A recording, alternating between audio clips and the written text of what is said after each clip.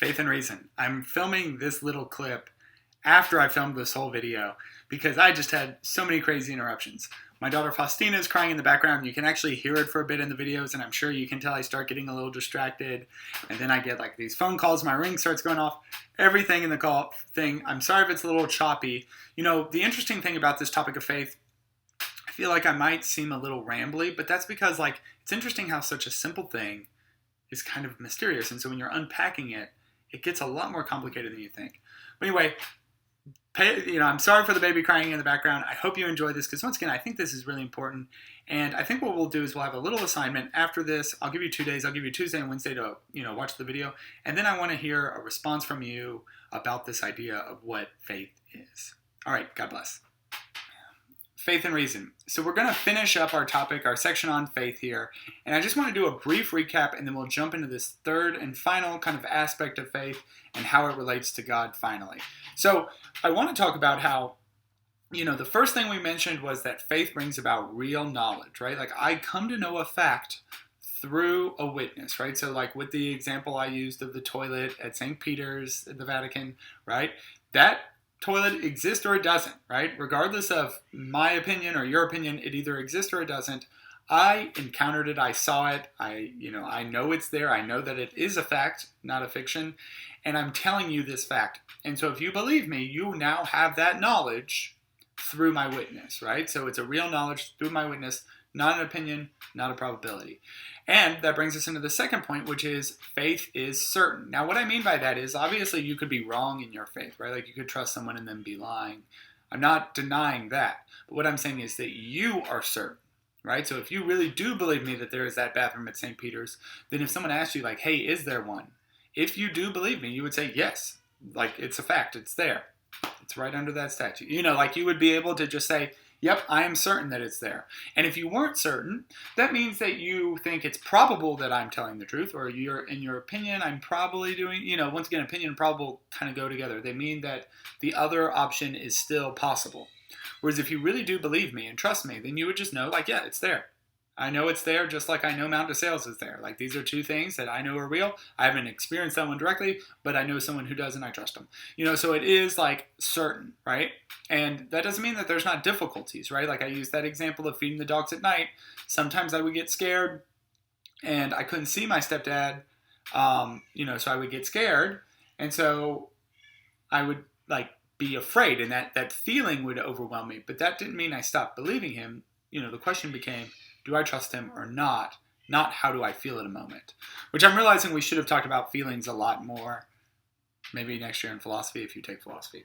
So you have those two things, knowledge and certainty. Today I want to talk about the third thing, which is that faith generally comes about through a human encounter, right?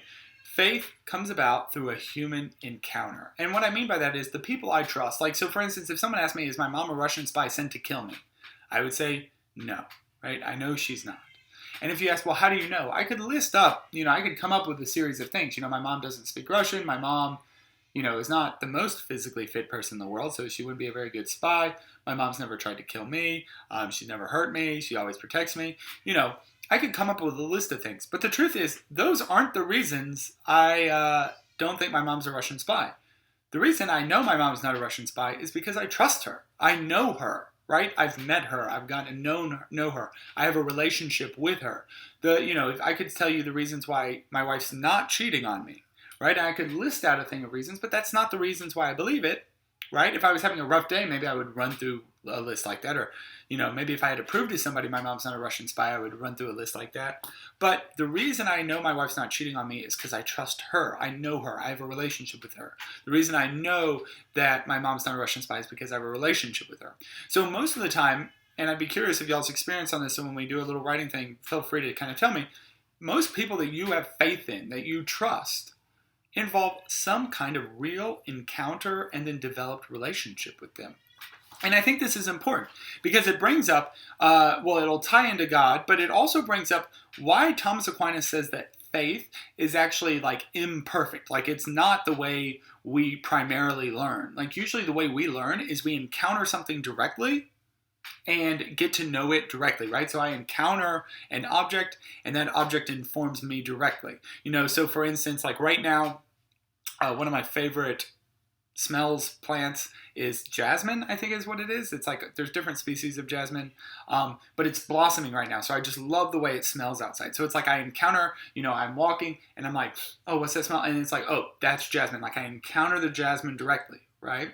Whereas what's interesting is faith. We don't encounter the thing we know directly. Rather, we encounter it through a witness. So Thomas Aquinas says that's imperfect, right? Like the way we normally learn is directly. In faith, we learn indirectly. So faith is less perfect than direct knowledge.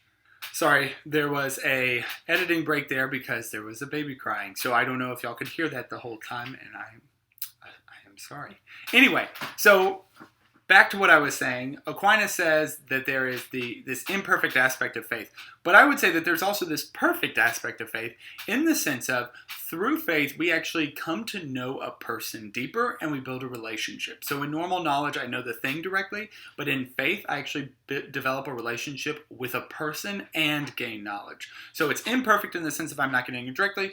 It's more perfect, I would say, in the sense that I gain a relationship in my knowledge. And so an example of this would be something like, taking a class with Mr. McMahon, right? Like I use him as an example all the time because students seem to like him, but they also learn a lot from his class. And so if you think about it, right, like you are coming to know physics through Mr. McMahon. Now, when y'all do experiments and things like that, you are learning it directly.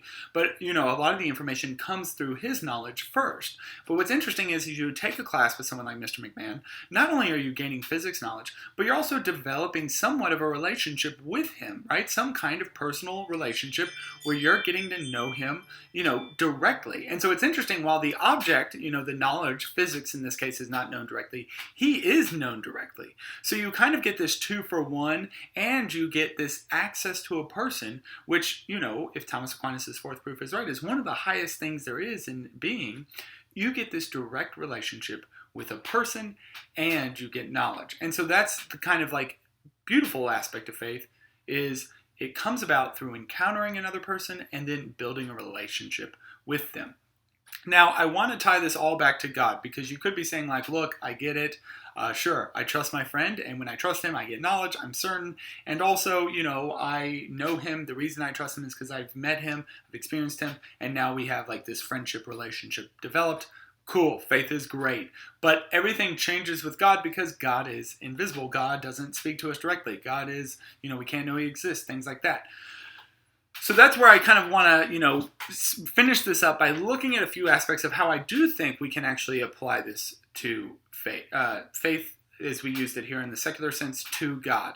Now, if you think about it, any time you have faith in someone, there is some kind of preliminary data you have before you even consider having faith in that person, right? So for instance, with someone like Mr. McMahon, right? Please don't show him this video because I keep mentioning him.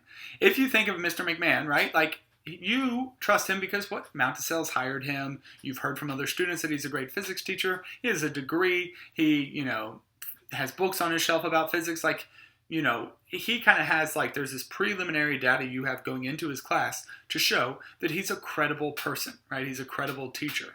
And, if you had never met him before, you had never heard of him, he was just some guy on the street trying to give you physics advice, you probably would be like, that's kind of shady, that's kind of weird. But in the case of Mr. McMahon, there's the preliminary data to support having faith, right? The same with something like your relationship with your mother, your relationship with your boyfriend, girlfriend, your relationship with, your friends. There's usually some kind of preliminary data that goes in. I would say the same thing applies when we look at faith in God, right? There is some preliminary data. There is some kind of what Thomas Aquinas calls preambles to the faith, right? Because what he's saying is faith isn't so much about God's existence as much as it's about trusting in God, right? Kind of surrendering your knowledge to his knowledge and getting knowledge through his witness, right? And specifically as Christians, we would say it's to Jesus Christ. So I'm surrendering, I'm saying, all right, Jesus, I'm going to drop my guard and trust your knowledge, trust your witness, right? But there is some kind of preambles to faith. So let me say, considering having faith in Jesus, right? There is some preliminary data. One, you do have things like the proofs, right? Now, usually most people don't go through the whole complicated process of reading and thinking out the proofs. They kind of just summarize them by experiencing little things in reality. But you've got some preliminary data here. You have the proofs that argue and show, I think, demonstrate pretty definitively that there is reasonable, logical evidence that there is something like a God out there. So the idea that there is a God is no longer preposterous. There is some kind of good data to support this notion. Then you have something like that movie Case for Christ, right? That kind of stacks like the historical kind of evidence. Now, I mean, it's a movie and it's a short movie and it's been shortened. You would need to read the book or read some more historical sources. I actually have a few if you would like to. I have a cool interview I just watched where a guy kind of really showed some great data, historian. But the point being, right, you have a movie like Case for Christ that shows that the idea that Jesus existed, that he died on a cross, and that he rose from the dead, historically, like we have a pretty good case for this thing. So you have the idea that there is something like a God, this man who purported to be God, and people seem to be willing to die to testify to the fact that he died and rose from the dead, right? So you do have this kind of like nice preliminary data that I think sets up the stage to say, okay, do I trust in Jesus? It doesn't mean automatically yes. You know, I think we could go through all that data and still say no, but it at least kind of sets the stage so it's not some leap in the dark like people like to say, right? There is a little bit of a leap here. Every time you trust somebody, there's a leap. But it's not this like leap into darkness where, you know, there was no reason, you're just completely abandoned. Rather, like we've got a pretty nice like little lead up, I think, to this question of faith. Then there's kind of the next thing, right? Thomas Aquinas says there's two direct causes to faith. One is exterior and one is interior. He says the interior one is primary, but the exterior one's still important. So the exterior one is when someone proposes something having to do with faith to you. So an example of this would be like hearing a preacher preach something about Jesus, going to your theology class and someone like me proposing something, you know, asking you like, you know, hey, here's all the stuff. Do you have faith in Jesus? Or like, do you believe the Eucharist is real? Things like that. So there's this exterior kind of manifestation to you of some sort. But then there's also the interior one. And Thomas Aquinas finds this to be the real primary cause of faith. And he says the interior one is what he terms the divine invitation. So he says there's an inner instinct that we have that responds to the divine invitation, right? And this idea he is saying is that God, when one, you know, has to ask themselves whether or not they have faith, there is this personal moment of contact in which God asks the person, God invites the person to trust him.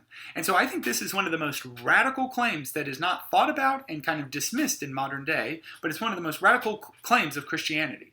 And that's that faith comes from God, that there is an invitation in the heart, that God wants the person to surrender into trust to him, right? Because I use that word surrender because every time you trust, there is like a surrender, right? I trust my wife, and therefore there's like a surrender to her person.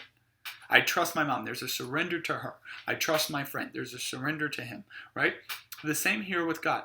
There's this call that God is kind of poking to invite you to trust in him.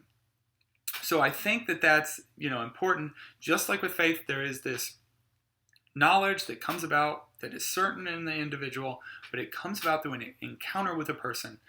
Thomas Aquinas is claiming, Christianity claims, and I'm now proposing that faith does come about when one encounters God, when one encounters Christ in a direct interior way. I'm going to wrap up with this. I know this video has been going on for a second. So here is what I want to say. All right, last interruption. Things keep happening, the craziness of the house. Okay, so we've gone through a recap of faith, right? And then today's kind of idea that faith comes about through an encounter with a person, right? Like I have faith in people always, you know, after meeting them, after encountering them. So there is some kind of like person, you know, the witness and you meet to some extent, right? And so that anytime you have faith, you have knowledge, certitude, and then it's a meeting, right? And then we kind of looked at how, like, okay, how does this apply with God? You know, and I am claiming that just like in all the other faiths, that there is a encounter that one has, a meeting with God that spurs faith, right? And according to Thomas Aquinas, this is real. According to Christian teaching, this is real. And according to Christian teaching, you know, this meeting happens and is available for every person. So Christians always use the term, the idea that faith is a gift, and this is what they're referring to, that faith comes from God. So when we have faith, that's largely a response to encountering him. But at least Catholicism always also teaches that this grace is given to every person as an option. They just have to engage it. And so that's what I want to talk about. Because usually every year, I don't think I've done this with your class yet, but I have like when we're covering this topic, I usually say like, okay, I want to make a bet, right? I will bet my next paycheck that if you, any individual, right, and this goes for any person I meet, if you, for the next 30 days, which is easy now that we're in quarantine, you have plenty of time, for the next 30 days, you take 10 minutes a day, just 10 minutes. And in those 10 minutes, you get alone, right? Like you go to your room or, kind of a peaceful place, go for a walk, find an isolated location. Usually I would say like go to the chapel, go to St. Joseph, somewhere where you can be alone and quiet. And in your heart of hearts, like deep down interior, like you kind of calm yourself down, and then in your interior you say, Lord, are you real? Please reveal yourself to me. And then, so if you make that prayer and then you sit in it, right? Like you just kind of let that, you don't go thinking about things. You just kind of sit in that silence for 10 minutes for the next 30 days. And you do that every day. I've told my classes and I renew it now. I bet my next paycheck, and now I'm a youth minister part-time too, so that's 2 paychecks. I bet my next paycheck that you would walk out of that experience knowing that God is real, right? Now, a few things, too, have become important. I usually have a bunch of stipulations, so if anybody's like crazy, like, I'm going to do this, reach out to me so that I can talk to you a little bit about it before. But, well, I mean, if you want my paycheck, that is. If you're going to just go do it, just go do it. But what's interesting, too, is I've talked to people before, and I've had students who, do this, and they come back. They always come back saying they've had experience. But, one student once told me, Mr. Janelle, I did it, nothing happened. But then like 3 or 4 months, they came back to me and they said, you remember when I told you nothing happened? I lied, right? I wasn't vulnerable, right? Like I didn't really make that prayer in my heart, and then last night I did it and boom, so what I would say here too is that you have to be vulnerable, right? There has to be this real interior openness. Because I'm thinking, and Jesus makes the claim, that he is knocking on the door of every person's heart, right? That he is calling the individual. Jesus talks all the way about, his sheep hear his voice, right? They hear his voice. He's knocking on the heart, right? And if you open, he will enter, is what he says. Those Jesus in the book of Revelation and the other ones from Matthew. The sheep and the voice is Matthew. I should have had that written down. And the knocking on the door of the heart is Revelation. Jesus is making the claim that he's actively trying to initiate faith. The divine invitation, Christ himself is trying to initiate it into each individual's heart to some extent. The question is, will they engage it and will they listen to it? I think in today's world, we have so many distractions. We have so much doubt. We have so many things kind of just occupying our mind, be it sins or entertainment, that to sit still, we never sit still. And yet when we do, I think it becomes clear that God is nudging at our hearts. Right? But there's preliminary data. The proofs. Kind of just the history of human beings, I would say. Also, things like the case for Christ. Things like proofs for the soul. Boom. Okay, so that's what I've got. It's a little far out there. I might do a little cleanup video later. We'll see how things go. But that's kind of the end of faith, right? Knowledge, certitude, encounter. I'm claiming those things happen through Christ, right? Get a knowledge, the Eucharist is real. I get certitude. I know it's there, right? I know the Eucharist is the true body and blood of Christ. I do. As a Catholic, I have faith in that. So, you might not believe it, but I know it, I would claim. Because Christ said it, I trust him, and I'm certain of it, right? But I have that faith, not because I just randomly chose to, not because I made this random leap, but because I had an encounter with God where I surrendered, right? Now, I'm not saying I encounter that every day. But there was that moment in which I developed faith, in which I had faith, right? I trust my wife. That doesn't mean every day I have these ooey-gooey feelings, right? I might not feel anything good at all, but I trust her because I've made that commitment that she's telling the truth and is certain, because I've experienced her deeply in the past. Same with Christ. All right, that's long enough. God bless.